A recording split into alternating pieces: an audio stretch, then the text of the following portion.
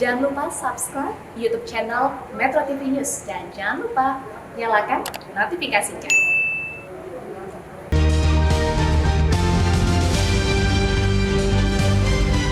Selamat pagi pemirsa, sejumlah nama sudah banyak disebut-sebut sebagai kandidat kuat kepala otorita Ibu Kota Negara Nusantara. Tentu bukan hal mudah bagi siapapun, termasuk Presiden, untuk memilih sosok untuk memimpin sekaligus mengawal kerja besar pemindahan sebuah Ibu Kota Negara. Pemirsa, inilah editorial Media Indonesia di hari ini Jumat 28 Januari 2022 dengan tema Kriteria Tinggi Pemimpin IKN bersama saya Leonard Samosir. Dan pemirsa, editorial Media Indonesia ini juga dapat Anda dengarkan melalui MG Radio Network di frekuensi 94,7 FM untuk wilayah Jakarta dan sekitarnya. Para pendengar dan Anda juga bisa ikut berpartisipasi dengan menelepon nomor telepon 021 583 99 100. Dan pemirsa, pagi ini telah hadir di Studio Metro TV anggota Dewan Redaksi Media Group Don Bosco Selamun. Bang Don, selamat pagi. Selamat pagi, Leo. Sehat-sehat, Bang? Sehat, Leo. Tetap pakai masker? Masih.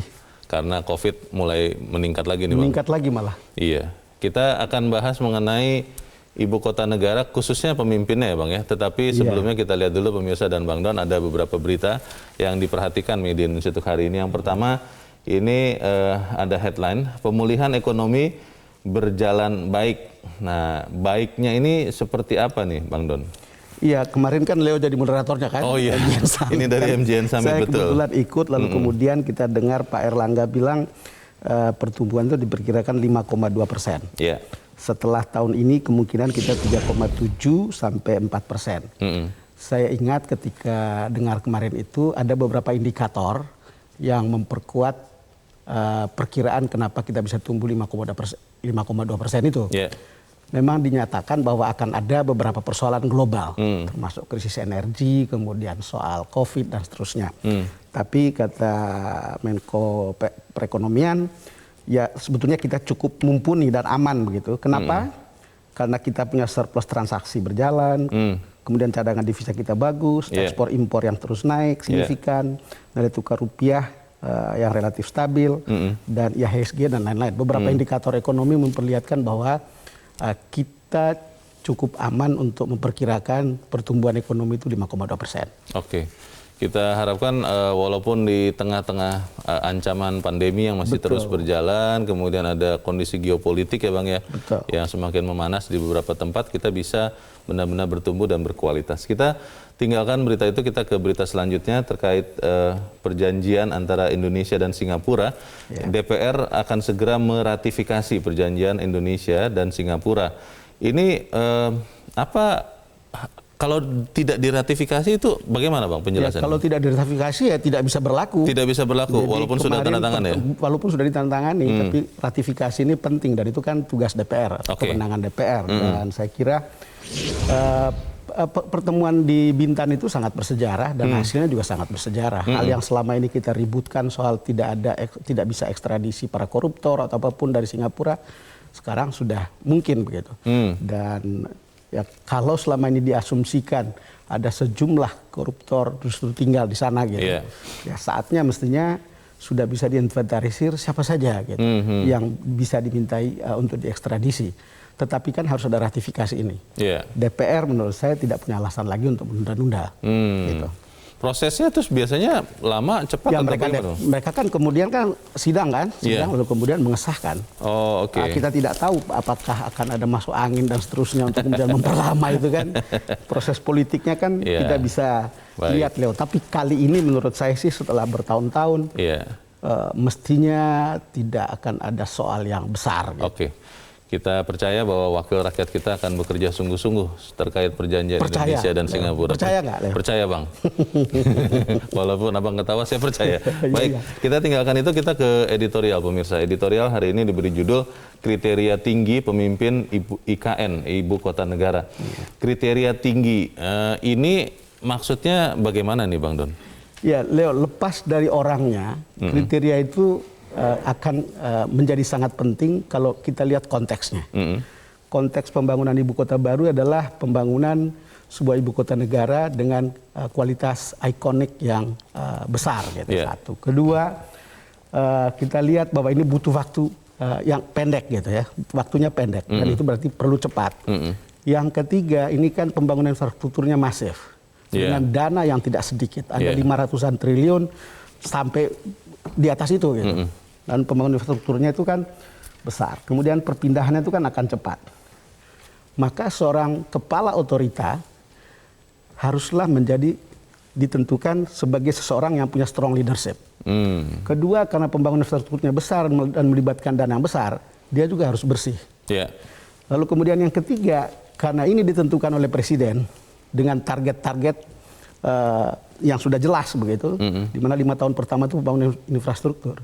Dia juga harus punya chemistry dengan seorang presiden, karena itu kan hak prerogatif seorang presiden. Nanti siapa-siapa yang layak di situ tentu ada di kantongnya presiden. Tetapi editorial kali ini menarik, di ujungnya mengatakan, karena itu Pak Jokowi untuk perkara penunjukan kepala IKN Nusantara ini, tolong simpan dulu kompromi. Jangan pedulikan lobby-lobby. Apalagi kalau itu hanya untuk kepentingan bagi-bagi kursi. Kira-kira begitu.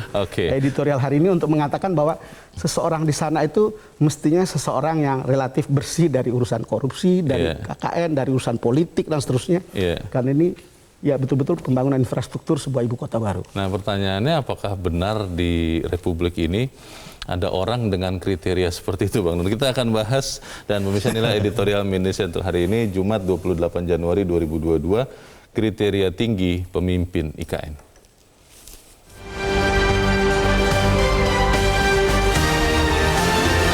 Kriteria tinggi pemimpin IKN.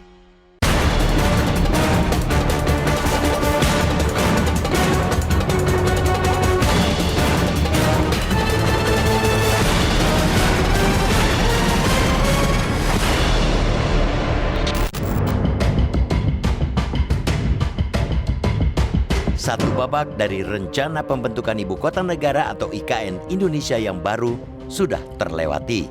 Selasa 18 Januari pekan lalu, rapat paripurna DPR tanpa banyak perdebatan telah mengesahkan rancangan Undang-Undang IKN menjadi undang-undang. Dengan pengesahan itu, telah resmi bahwa Ibu Kota Negara yang kini berada di DKI Jakarta akan pindah ke Kalimantan, tepatnya di wilayah Kabupaten Penajam Pasir Utara, Kalimantan Timur. Selanjutnya akan diterbitkan aturan turunan, yakni Peraturan Presiden atau Perpres mengenai otorita Ibu Kota Negara yang akan menjadi penyelenggara pemerintahan di Ibu Kota Anyar tersebut. Dua kata kunci yang kabarnya akan menjadi poin krusial dari Perpres tentang IKN itu ialah partisipasi publik dan tata kelola pemerintahan yang baik. Partisipasi publik bahkan sudah dimulai dari sekarang saat Presiden Joko Widodo sedang mencari calon pemimpin pertama Ibu Kota baru atau nama resminya Kepala Otorita IKN tersebut. Keputusan siapa yang bakal dipilih menurut Undang-Undang IKN memang sepenuhnya menjadi hak prerogatif Presiden sebagai kepala negara. Akan tetapi, publik tetap punya hak untuk memberikan masukan dan usulan. Presiden diberikan waktu 2 bulan sejak undang-undang disahkan untuk menunjuk pemimpin ibu kota baru. Otorita IKN Nusantara sendiri, menurut pasal 36 Undang-Undang IKN, mulai beroperasi selambat-lambatnya pada akhir 2022. Nantinya, Otorita IKN Nusantara menjadi lembaga setingkat kementerian yang menyelenggarakan pemerintahan daerah khusus IKN Nusantara.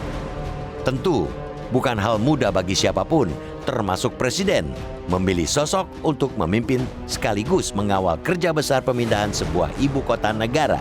Karena itu, pertimbangan Presiden dalam memilih atau menunjuk pemimpin IKN sepatutnya dapat menghimpun dan menyerap masukan dari berbagai pihak, termasuk yang berkembang di masyarakat.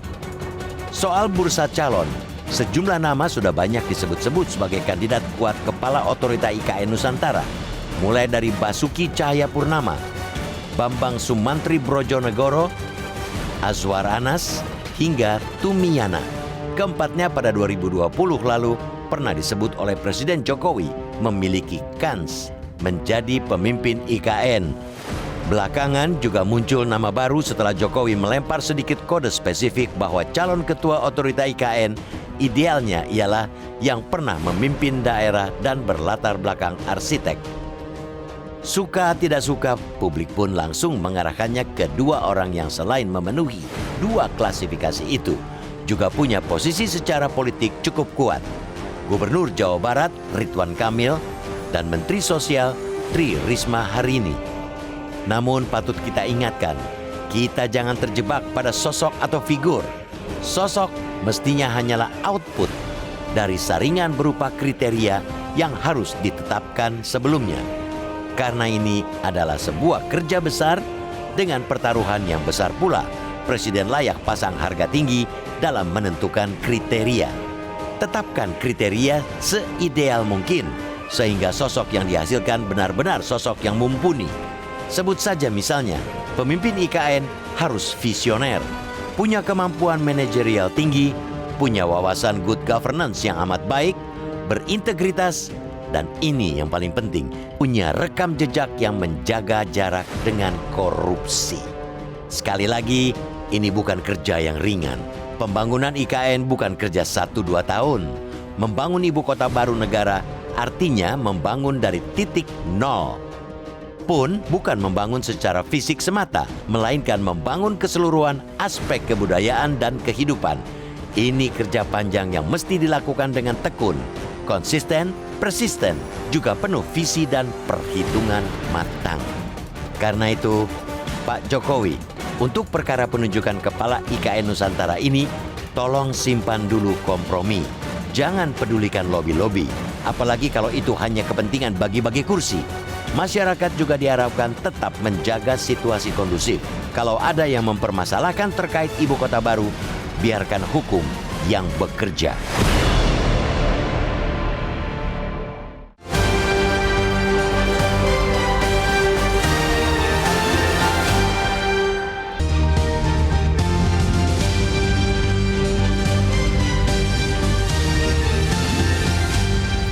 Terima kasih pemirsa, Anda masih bersama kami di Editorial Media Indonesia, dan Bang Don, kita mau coba dengarkan dulu Bang pendapat dari pemirsa Metro TV.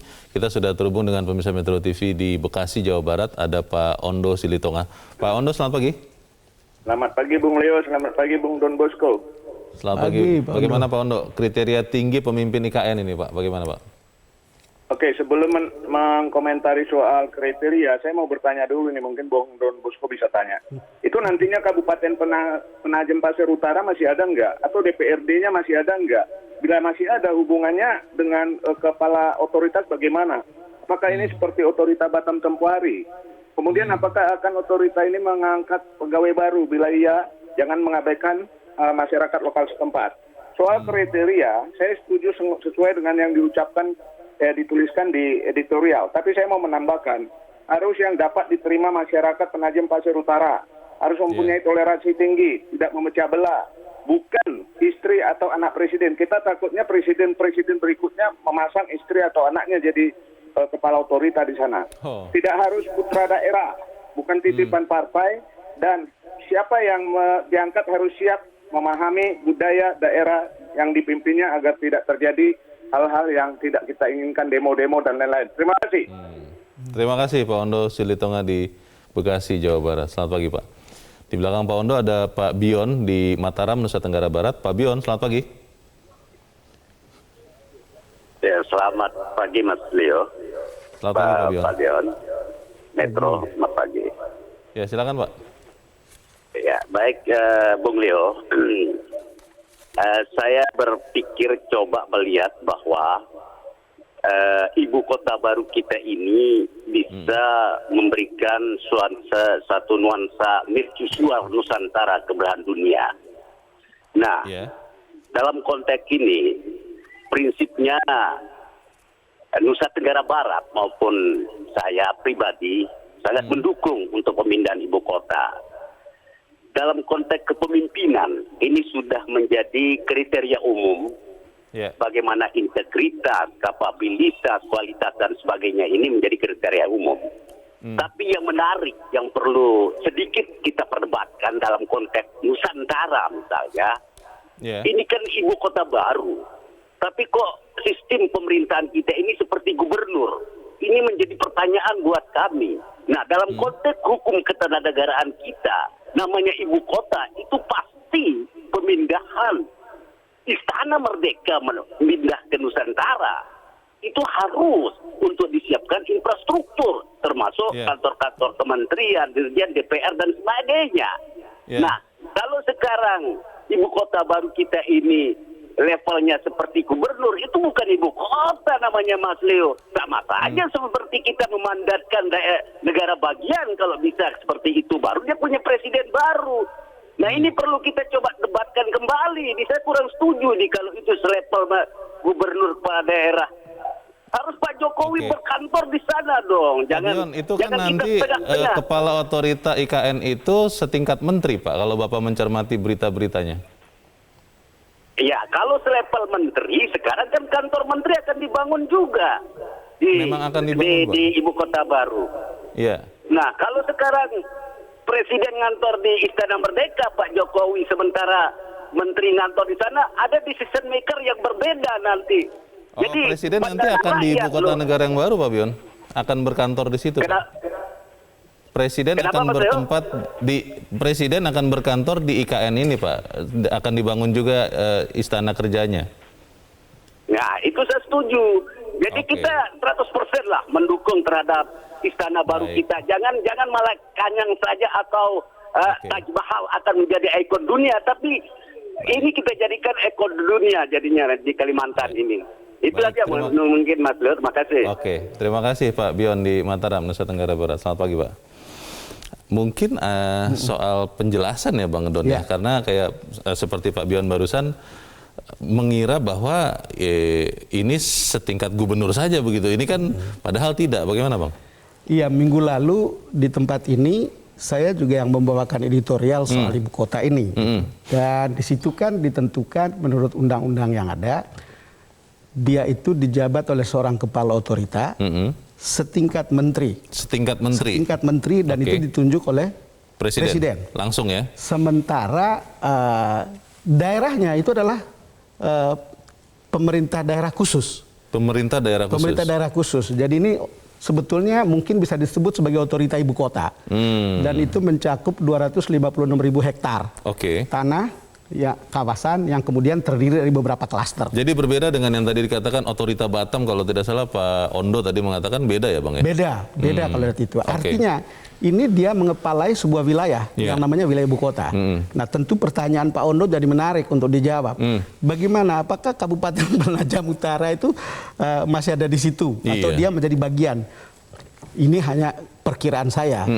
Kabupatennya pasti akan ada di sekitar itu. Tetap ada kan, itu kan mungkin apakah dia akan ada di bawah wilayah ibu kota, itu yang jadi soal. Ini kan harus diselesaikan gitu. Kalau lihat itu gitu. Makanya pada waktu itu editorial minggu lalu itu mengingatkan ini harus hati-hati. Karena di situ juga tidak ada DPRD-nya. Keterwakilannya itu hanya ada di pusat.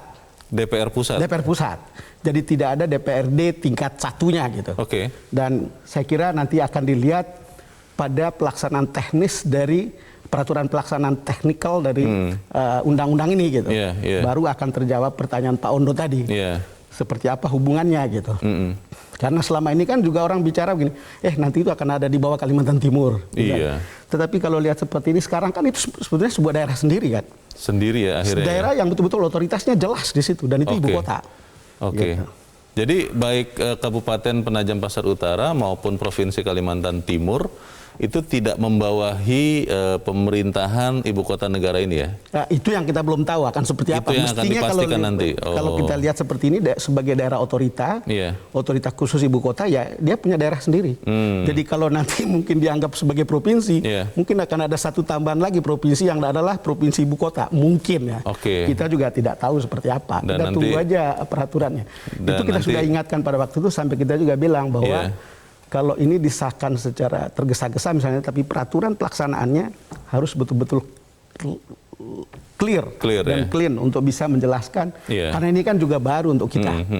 Tadi kalau Pak Ondo mengatakan ada beberapa kriteria tambahan yang diharapkan, harus orang yang menghormati budaya setempat. Mungkin ini terkait dengan keributan yang belum lama ini dan sedang terjadi karena ada orang yang mengatakan yang tidak mengenakan di Kalimantan. Nah, tapi pertanyaannya begini Bang Don, kalau melihat kriteria yang sempat disebutkan oleh Presiden Joko Widodo, sebetulnya yang paling penting itu apa? Apakah benar adalah orang yang harus mengerti kota? Apakah benar harus orang yang memang pernah memimpin satu wilayah administrasi, apakah provinsi, apakah kota, atau bagaimana, Bang? Kalau lihat keinginan presiden kan mestinya seseorang yang sudah pernah memimpin sebuah kota atau pemerintahan daerah gitu. Oke. Mungkin juga misalnya pernah memimpin ibu kota, mungkin gitu. Tetapi kan orang selalu mengacu seolah-olah itu untuk ke Pak Ahok misalnya. Apakah benar seperti itu kan? Ya presiden mungkin kita bisa lihat seperti apa chemistry-nya. Tentu juga harus dipertimbangkan apa yang dikatakan oleh Pak Ondo, jangan sampai kemudian menimbulkan kegaduhan. Ya kita lihat sih kalau misalnya konteksnya adalah bahwa ini cepat, perlu cepat, perlu seorang pemimpin yang bersih, dipahami betul oleh seorang Jokowi dan memahami betul Jokowi seperti apa atau presiden ya. Ya kita bisa lihat sebetulnya tokohnya itu ya itu aja, tidak banyak. Tetapi misalnya begini, seorang kepala daerah disebutlah misalnya Pak Ridwan Kamil. Menurut saya jangan pernah mengambil kepala daerah yang aktif. Oh kenapa, Bang? Karena mereka ini kan hasil pilkada.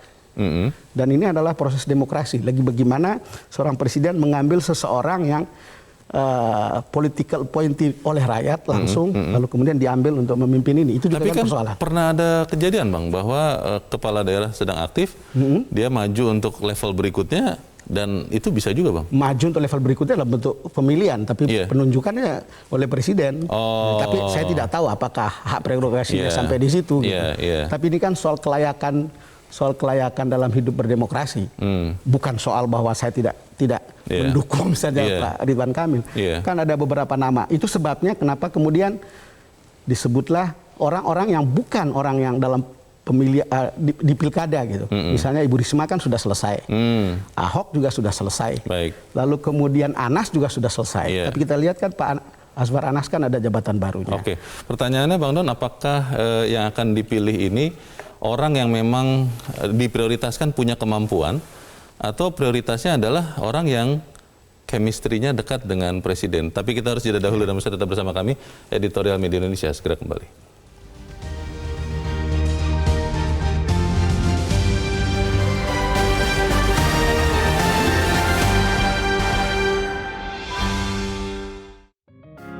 Media Indonesia mengajak Anda untuk mengakses fitur premium e-paper. Dengan sajian konten berbasis intelektual dan meneguhkan kebangsaan, Media Indonesia tampil dengan lebih dinamis melalui e-paper Media Indonesia yang dapat Anda akses kapan saja, di mana saja. Caranya mudah, download aplikasi Media Indonesia di Android atau ketik link e-paper.mediaindonesia.com atau bisa scan QR code pada layar kaca Anda. Klik tab e-paper di bagian samping layar tablet Anda, daftarkan data diri, serta pilih paket berlangganan e-paper Media Indonesia sesuai dengan kebutuhan Anda. Nikmati juga bonus spesial tambahan 4 halaman rubrik fokus setiap hari. Semua bisa Anda dapatkan hanya di e-paper Media Indonesia. Untuk informasi lebih lanjut, hubungi customer service di nomor 0811 1201 2018 atau kunjungi media sosial @mediaindonesia. Media Indonesia, referensi bangsa. Terima kasih pemirsa, Anda masih bersama kami di Editorial Media Indonesia. Kita di bagian akhir dari diskusi kita pagi ini. Bang Don, sebelum jeda tadi pertanyaan saya begitu, Bang. Apakah prioritas untuk memilih seorang pemimpin IKN ini adalah kemampuan dia, pengalaman dia, atau dekatnya dia dengan seorang Joko Widodo sebagai presiden? Ya kita nggak tahu ya Leo, tapi menurut saya dua-duanya penting. Dua-duanya penting. Kemampuan, pengalaman, track record, kedekatan itu pasti dibutuhkan. Sebab bagaimana sebuah pembangunan yang begitu besar dan masif untuk ibu kota, lalu kemudian tidak punya chemistry dengan seorang presiden. Tadi kita bicara pembangunan infrastruktur yang besar, lalu kemudian butuh waktu yang cepat, dan ya kita butuh seorang strong leader. Dan itu tadi banyak orang berharap bersih. Tentu juga ada komplimen yang lain, misalnya, oh kalau bisa tidak boleh menimbulkan kegaduhan atau bisa diterima. Tetapi kalau melihat seluruh proses perjalanan dengan waktu yang begitu cepat, dan kalau kita mau mencoba memahami misalnya keinginan pemerintah untuk cepat pindah, walaupun baru sempurna pada tahun 2045, ini kan seorang kepala otorita itu kan akan ditunjuk untuk 5 tahun. Berarti seorang peletak dasar. Makanya perlu pengalaman. Pengalaman tentang membangun perkotaan. Atau paling tidak pernah merasakan atmosfer soal kebutuhan sebuah kota. Administrasi ya? Ya, apa administrasi dan logistik kota, kemudian drainase, kemudian lingkungan dan seterusnya kan orang-orang yang harus punya pengalaman. Nggak bisa orang-orang yang tiba-tiba dari nol begitu tunjuk kira-kira idealnya ya. Tapi kan semua itu kan akan ada di hati Pak Jokowi sendiri, ada di kantongnya Presiden sendiri gitu, karena itu hak prerogasi. Tapi kalau dilihat bagaimana obsesifnya seorang presiden untuk memindahkan ibu kota atau membuat ibu kota baru, rasa-rasanya tidak ada orang yang kita tidak tahu sekarang ini misalnya siapa gitu. Ya namanya pasti akan ada di sekitar-sekitar itu gitu. Kecuali ada kejutan-kejutan yang kita tidak tahu orangnya dari langit apa yang hebat sekali. Tapi kalau lihat tokoh-tokoh ini ada kritiknya, ada komplimennya, siapapun begitu, tidak ada yang sempurna kan. Tetapi kita lihat mungkin ya kita tentu berharap memilih yang terbaik lah untuk kemudian membangun ibu kota ini. Kalau bicara figurnya Bang, ini kan seperti di dalam editorial dikatakan Pak Jokowi jangan dengarkan lobby-lobby, jangan dengarkan negosiasi, dan itulah persis yang saya rasa terjadi saat ini. Pasti banyak yang punya kepentingan, mungkin juga dari partai politik, mungkin juga dari pengusaha, banyak sekali kepentingan yang ingin sekali menempatkan orangnya sebagai kepala otorita IKN ini. Nah, bagaimana seorang Joko Widodo bisa benar-benar lepas dari tekanan-tekanan itu, Bang? Untuk beberapa hal kan Presiden atau Pak Jokowi itu kan sering membuat kejutan dan mengambil jalan yang bisa berseberangan bahkan dengan berbagai suara-suara umum gitu yang mungkin terasa benar tapi belum tentu gitu. Contoh saja, Ahok misalnya, banyak dulu dipersoalkan. Lalu kemudian diangkat menjadi Preskom Pertamina. Ya, itu kemudian kita bisa lihat hasilnya seperti apa. Saya tidak dalam posisi mendukung siapapun, tetapi kan Presiden tentu mengenal betul siapa Ahok. Dan sebaliknya gitu. Yang saya tahu, hubungannya kan semua orang juga tahu punya hubungan khusus. Tapi hubungan itu menurut saya kayak love and hate. Ada beberapa hal di mana kemudian Ahok tidak menyetujui Pak Jokowi ketika di DKI, tetapi Pak Ahok menjalankan apa yang tidak disetujui, tapi hasilnya itu oke gitu.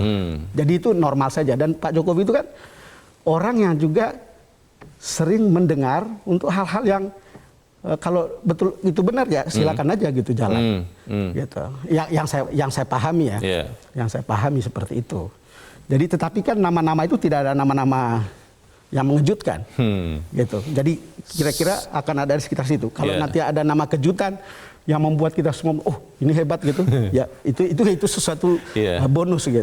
Kalau ada yang baru. Tadi Pak Ondo ya Bang Don ya sempat juga mengatakan bagaimana hubungan antar pemerintah nantinya di situ. Ini kan sesuatu yang juga harus dipastikan dan nanti kalau sudah ada bentuk yang jelas, yang legal tentunya, ada dasar undang-undang peraturan yang membawahinya, maka hubungan antar orangnya ini Bang, kepala otorita IKN dengan katakanlah Bupati Penajam Pasar Utara, dengan Gubernur Kalimantan Timur, lalu hubungan dengan DPR Pusat yang mengawasi karena tidak ada DPRD-nya nanti di situ, ini kira-kira bagaimana Bang?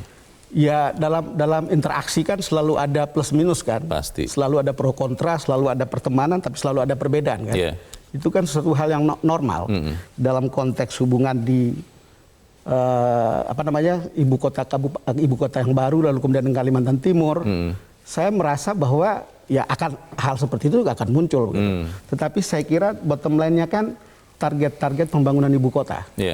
Kalau semua orang konsen untuk mencapai target itu, menurut saya semua hal bisa dibicarakan. Tidak ada hal ya jangan take it personal gitu. Semua bisa dibicarakan secara terbuka. Dan kemudian bisa diselesaikan juga gitu. Termasuk juga nanti kalau... Dan itu beban politik nggak boleh ada. Tidak boleh ada beban politik. Tidak boleh ada beban politik. Nah itu juga Bang, termasuk nanti kalau 2024 Presiden Jokowi kan akan berakhir. Betul. Dan di ibu kota negara baru ini akan ada presiden baru tentunya. Betul. Nah ini bagaimana nih kalau kemudian kepala otorita IKN sekarang adalah orang yang dipilih oleh Presiden Joko Widodo yang 2024 sudah akan berakhir?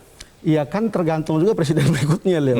Tapi yang kita tahu kan di situ ditentukan seorang kepala badan otorita itu masa jabatannya 5 tahun. 5 tahun dari tahun ini ya 5 berarti tahun ya? dari tahun kan diberi waktu 2 bulan setelah diundangkan. Jadi Pak Jokowi harus memilih kepala badan otorita 2 bulan dari sekarang. Jadi kira-kira bulan April itu sudah harus ada gitu. Oke, sehingga 5 tahunnya adalah Februari Maret lah. Iya. Akhir Maret sudah harus ada. 5 tahunnya 2027. Ya kira-kira begitu.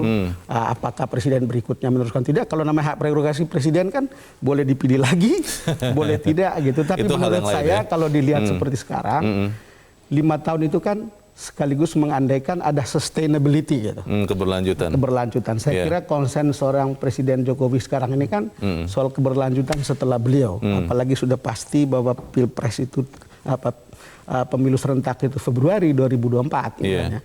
Itu berarti kan semua pembicaraan tentang 3 periode, kemudian extension masa jabatan, itu kan sudah lebih pasti bahwa itu tidak akan terjadi. Selesai ya. Artinya kemudian siapa presiden yang juga mungkin favor untuk kemudian bisa mendukung ibu kota baru. Tapi saya juga akan melihat bagaimana tiba-tiba DPR misalnya mengubah undang-undang untuk kemudian meniadakan ibu kota baru gitu. Itu kan proses politik yang juga tidak sederhana ya. Tidak sederhana. Terakhir singkat saja Bang, pesan kita untuk pemimpin baru IKN nantinya seperti apa Bang? Ya harapan kita ya pertama target itu tercapai. Kedua ini betul-betul mewakili dan menjadi simbol ikonik hati rakyat, hati kita sebagai bagian dari rakyat untuk melihat ibu kota baru yang katanya akan jauh lebih baik, kota internasional, kota yang futuristik, kota yang mendunia. Ya kita berharap bahwa itu akan terjadi gitu. Mungkin sekarang kita berpikir itu sebuah mimpi gitu. Itu sebuah khayalan, tapi menurut saya kalau kita ikuti cara berpikir Jokowi, kalau ada uang, apanya susah untuk dibangun. Memang sekarang jadi persoalan uang itu dari mana. Tapi kan sudah dibuat di dalam APBN kan. Baik, kita harapkan pemimpin IKN yang baru benar-benar bisa mengemban amanat rakyat. Karena bukan hanya